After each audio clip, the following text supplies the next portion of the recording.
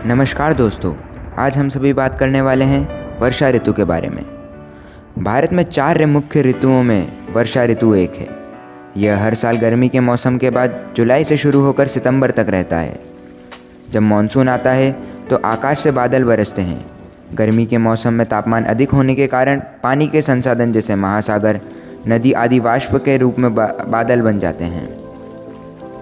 दिन में अत्यधिक ऊष्मा के कारण धरातल गर्म हो जाता है, जिस कारण वायु गर्म होकर फैलती है तथा हल्की होने के कारण ऊपर उठती है। शुष्क एडियाबैटिक दर के प्रति 1000 फीट पर वायु का 4.4 फ़ारेनहाइट तापक्रम कम हो जाता है, जिस कारण वायु ठंडी होती जाती है और उसकी सापेक्षिक आर्द्रता बढ़ने लगती है।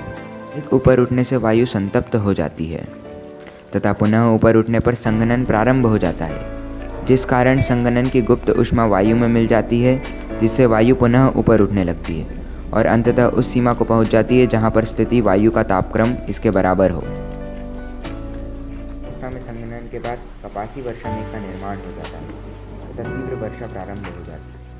वर्षा बिजली की चमक तथा बादलों की गर्जन के साथ होती है। इस तरह की वर्षा मुख्य रूप से भूमध्य रेखीय भागों में होती है, जहाँ पर प्रतिदिन दोपहर तक धरातल के गर्म होने के कारण संवाहन धाराएं उठने लगती है तथा 2:30 बजे के आसपास तक घनघोर बादल छा जाते हैं। पूर्ण अंधेरा छा जाता है तथा क्षणों में जीरो की वर्षा होने लगती है। 4 बजे के आसपास वर्षा रुक जाती है और आकाश साफ हो जाता है। दिशाओं वाली हवाएं जब विपरीत दिशाओं से आकर मिलती है तो वाताग्र का निर्माण होता है। इस वाताग्र के सहारे गर्म हवाएं ऊपर उठ जाती हैं तथा ठंडी हवाएं नीचे हो जाती है। इस तरह का चक्रवातीय वाताग्र प्रायः शीतोष्ण कटिबंधों में बनता है, जहाँ पर ध्रुवीय ठंडी तथा भारी हवाएं तथा गर्म हल्की पछुआ हवाएं मिलती हैं। के विपरीत भूमध्य रेखा के पास समान स्वभाव वाली व्यापारिक हवाएं के मिलने से भी वाताग्र का निर्माण होता है। वास्तव में चक्रवात हवाओं का एक क्रम होता है, जिसके मध्य में निम्न दाब तथा परिधि की और उच्च दाब होता है। हवाएं बाहर से अंदर की ओर चलती हैं। जब गर्म तथा ठंडी हवाएं आमने सामने मिलती हैं तो कम घनत्व वाली हल्की हवा ज़्यादा घनत्व तथा भारी ठंडी हवाओं के ऊपर उठने लगती है। परंतु यहाँ पर हवा का उठना संवहनीय हवाओं की तरह ऊर्ध्वाधर न होकर तिरछे रूप में होता है। ऊपर की गर्म हवा स्थिर नहीं हो पाती है तथा नीचे ठंडी हवा के कारण ठंडी होने लगती है और धीरे धीरे उसका संघनन प्रारंभ हो जाता है और इसके परिणाम स्वरूप हमें वर्षा देखने को मिलती है। देश में 60% से अधिक लोग खेती पर निर्भर करते हैं और देश के 58% लोगों का रोज़गार भी खेती ही है। और मैं आपको ये भी बता दूं कि एग्रीकल्चर सेक्टर का भारत की जीडीपी पर 18% का योगदान है। भारत में खेती बहुत ही मोटे रूप से मानसून पर निर्भर करती है। 75% से अधिक वर्षा भारत में जून से सितंबर तक के महीने में होती है और ये समय भारत में खारिफ सीज़न का होता है, जिसमें चावल जैसी अन्य मुख्य फसलें बोई जाती है।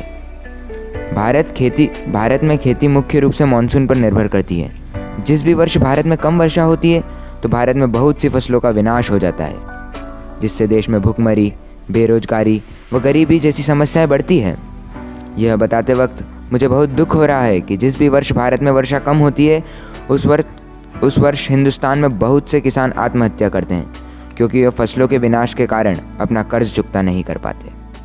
वर्ष 2020 देश के लिए ही नहीं, संपूर्ण दुनिया के लिए बहुत कठिन रहा है और हम सभी इसका कारण बखूबी जानते हैं। पर एक और कारण है। इस वर्ष देश के बहुत से राज्यों में बाढ़ ने लोगों की ज़िंदगी उजाड़ दी।